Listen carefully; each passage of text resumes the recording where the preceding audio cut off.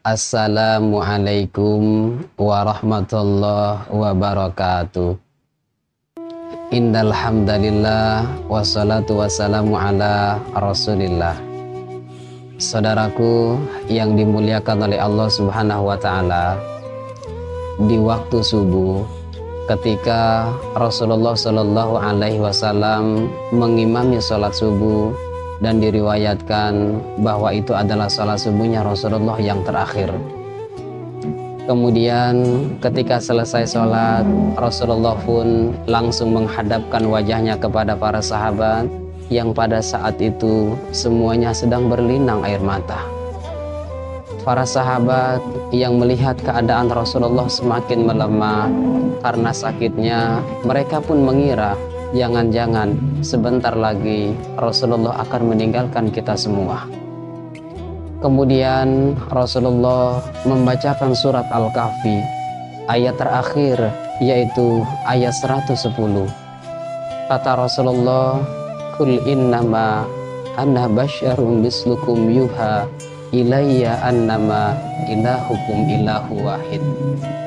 Para sahabat yang paham betul ayat ini semakin berlinang air matanya, karena melalui ayat ini seolah-olah Rasulullah ingin mengatakan bahwa Rasulullah juga manusia yang butuh makan, yang butuh minum, dan Rasulullah juga manusia yang hidup, yang suatu saat pasti akan mati. Kemudian setelah itu Rasulullah pun dituntun oleh Sayyidina Ali dan Fadl bin Abbas untuk kembali pulang ke rumahnya Rasulullah. Dan di waktu duha, keadaan Rasulullah pun semakin melemah, penyakit Rasulullah pun semakin parah. Pada saat itu Rasulullah sedang berada di pangkuan istri tercintanya, yaitu Siti Aisyah. Di situ pula ada Siti Fatimah, putri tercintanya baginda Rasulullah Shallallahu Alaihi Wasallam. Ada Sayyidina Ali, sahabatnya Rasul, yang pada saat itu semuanya sedang berlinang air mata. Dan tidak lama setelah itu, tiba-tiba datanglah malaikat Israel, yaitu malaikat pencabut nyawa. Kemudian Rasulullah pun bertanya kepada malaikat Israel, "Wahai Israel, untuk apa engkau datang ke sini? Untuk bertamukah atau untuk mencabut nyawaku?" Kata malaikat Israel, "Ya Rasulullah, aku diperintahkan oleh Allah Subhanahu wa taala untuk mencabut nyawamu. Tapi itu pun kalau engkau izinkan ya Rasulullah. Kalau diizinkan, aku akan cabut, tapi kalau tidak, aku akan kembali ya Rasulullah." Dan ternyata malaikat Israel datang tidak sendiri, tapi ditemani oleh malaikat Jibril. Kemudian Rasulullah pun bertanya kepada Jibril, "Wahai Jibril, apa hakku di hadapan Allah setelah aku mati nanti?" Kata malaikat Jibril, "Ya Rasulullah, surga sudah disiapkan oleh Allah Subhanahu wa taala untuk engkau masuki. Para malaikat sudah menunggumu di pintu-pintu langit." Mendengar perkataan Jibril, tidak sedikit pun terpancar kebahagiaan di wajahnya baginda Rasulullah Sallallahu Alaihi Wasallam. Kemudian malaikat Jibril pun berkata, "Ya Rasulullah, kenapa engkau tidak bahagia? Kenapa engkau tidak tersenyum? Bukankah ini kabar baik untukmu ya Rasulullah?" Kata Rasulullah, "Wahai Jibril, bukan ini yang aku inginkan, bukan ini yang aku mau, dan bukan ini yang sedang aku pikirkan. Yang sedang aku pikirkan pada saat ini adalah bagaimana keadaan umatku setelah aku mati nanti." Kemudian malaikat Jibril pun berkata lagi, "Ya Rasulullah, aku pernah mendengar Allah Subhanahu wa taala berkata, kata Allah, tidak akan pernah masuk surga umat-umatnya nabi yang lain kecuali umatmu terlebih dahulu." Mendengar malaikat Jibril berkata seperti itu, barulah Rasulullah mendapatkan ketenangan. Maka Rasulullah pun mempersilahkan kepada malaikat Israel untuk mencabut nyawanya. Maka mulailah malaikat Israel mencabut ruhnya baginda Rasulullah Shallallahu Alaihi Wasallam dengan penuh lemah lembut. mulailah berjalan ruhnya baginda Rasulullah Sallallahu Alaihi Wasallam di tubuhnya Rasulullah. Dikisahkan pada saat itu burung-burung yang terbang berhenti, angin yang bertiup berhenti, dedaunan yang bergoyang berhenti. Kenapa? Karena menyambut ruhnya baginda Rasulullah Sallallahu Alaihi Wasallam. Dan yang paling hebatnya saudara, yang paling hebatnya, tidak kurang daripada 70.000 malaikat yang berbaris sampai ke Sidratul Muntaha untuk menyambut ruhnya baginda Rasulullah Sallallahu Alaihi Wasallam.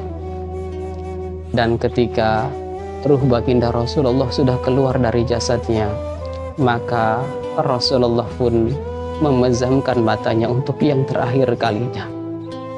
Dan ketika Siti Aisyah mengetahui bahwa Rasulullah sudah tiada, Siti Aisyah pun langsung lari ke depan rumahnya dan mengatakan kepada penduduk Madinah, Rasulullah telah wafat. Rasulullah telah wafat. Ketika berita ini disampaikan, seolah-olah Madinah menjadi gelap. Mulailah bercucuran air mata di setiap wajahnya penduduk Madinah. Bahkan tidak sedikit di antara mereka yang jatuh pingsan karena tidak sanggupnya kalau harus ditinggal oleh baginda Rasulullah Sallallahu Alaihi Wasallam. Dan ternyata berita ini pun sampai kepada Sayyidina Umar bin Khattab. Ketika Sayyidina Umar mendengar berita tersebut, Sayyidina Umar pun langsung mencabut pedangnya sambil berjalan ke rumah Rasulullah dan berkata, siapapun yang mengatakan Rasulullah wafat, akan saya tebas batang lehernya. Siapapun yang mengatakan Rasulullah wafat, akan saya tebas batang lehernya. Kemudian Abu Bakar naik ke atas mimbar, mencoba menenangkan kaum muslimin. Kata Abu Bakar, wahai kaum muslimin, ketika kalian menyembah Rasulullah, Rasulullah hanyalah manusia yang pasti mati.